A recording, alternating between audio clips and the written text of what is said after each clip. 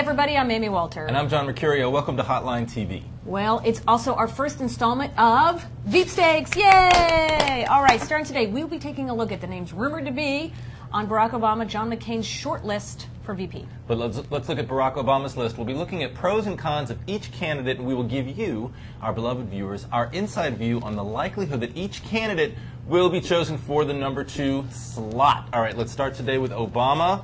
Okay, producer Jen, who's first? Kathleen Sebelius.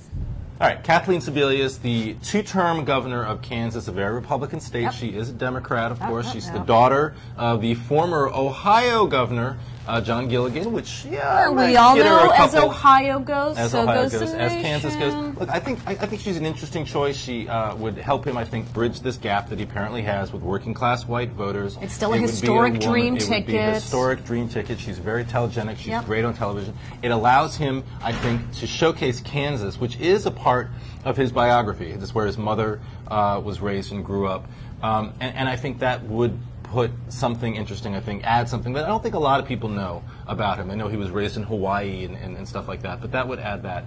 I would say the cons are that she's not very well known nationally. Right. She doesn't give him what he really needs, I think, right, in this, on the ticket, which is foreign policy credentials, national security credentials, something that I think allows people to feel more confident that he would be a strong commander-in-chief.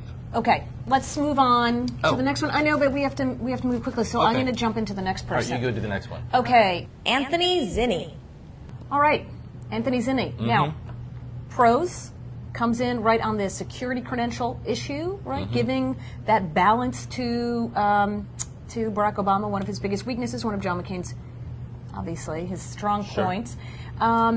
Does he really, though, does that really mess with his message? That's the pro-con question to me, which is, if the message that Barack Obama, and he's been very disciplined about this throughout the campaign, is, I'm for change, I'm different, this is a different kind of campaign, then going with one of these red state governors, whether it's Kathleen Sebelius or another one, where somebody who's sort of outside of the typical Washington nexus may be a better idea than saying, well, let me just point out my weaknesses. Look, I'm not so John McCain, you don't have the national security thing to yourself. So that would be a strength or a weakness for Zinni? That could be a that I think would be his weakness. The strength being that he does fill in that traditional gap in terms of, okay, going to what your opponent's strength is.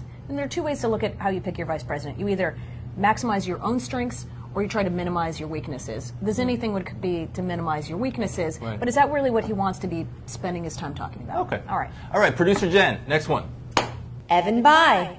All right, Evan Bayh. We've got him. He's a 2-term U.S. Senator, also a former 2-term governor, very popular, probably the most popular politician in the state of Indiana this year, a red state that, sure, Obama would love to win. It could be, one of those states that if somebody like Bayh is put on the ticket, would put Indiana in play. I think that he's one of the very few politicians who can do that on a national level right now in his state. Obviously, John Edwards couldn't help Kerry win North Carolina. I think Evan Bayh could, though, help Barack Obama win Indiana.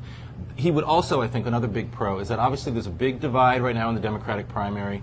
Evan Bayh has been a strong and early supporter of Clinton. Hillary Clinton, and I think that if Obama does not want to choose Hillary Clinton, which it seems clear he doesn't, Bayh would be a choice that I think would come across as a compromise. It would help him reach out to those working-class white voters that we keep hearing so much about. I haven't heard much about that at all. The negatives or the cons about Bayh are that he is routinely and regularly described as a boring campaigner.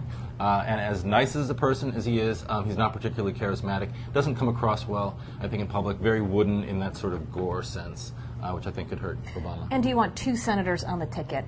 Yeah, but a former governor.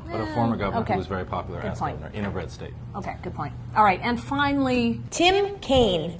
All right, so Tim Kaine, current governor of Virginia, Sure. follows in the footsteps of, obviously, you can only be a one-term governor of Mark Warner, a state that most likely is going to be in play with Obama on the top of the ticket. Not a bad way to try to deliver a state with, 13 electoral college votes? Again, outsider, not part of Washington, knows how to govern in a red state. I think these are all very big pros. The con, of course, he hasn't been on the national scene for all that long. Right. Hasn't really been on the national scene at all. Right. You know. I mean, a little bit. He did give, remember, in his first 5 minutes in office, he gave the response to George Bush's inaugural address. But I don't think a whole lot of people across America remember that. State of the Union? State of the Union, I'm sorry. You know, whatever, same thing.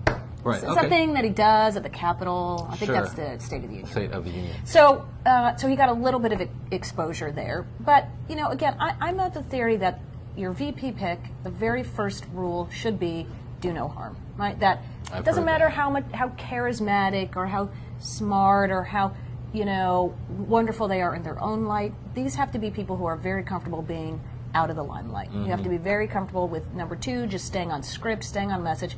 Now, the big problem for Tim Kaine, of course, is that, you know, he has to look to the fact that because you only get one chance in office, you know, you get one term, will he be spending one big chunk of his second to last year on the campaign trail and not doing stuff at home? Right. Well, and if he does win, then the Republicans take Richmond. They take the governor's office in Virginia because the lieutenant governor is a Republican in that state. A small price to pay, of course, but something to win the electoral college. All right. Well, that's all the time we have for today's show. But before long, we'll be back here with the Republican Veep Stakes. Of course, we got more on the Democratic side too. Until then, I'm Amy Walter. And I'm John Mercurio. We'll be right back here tomorrow on Hotline TV.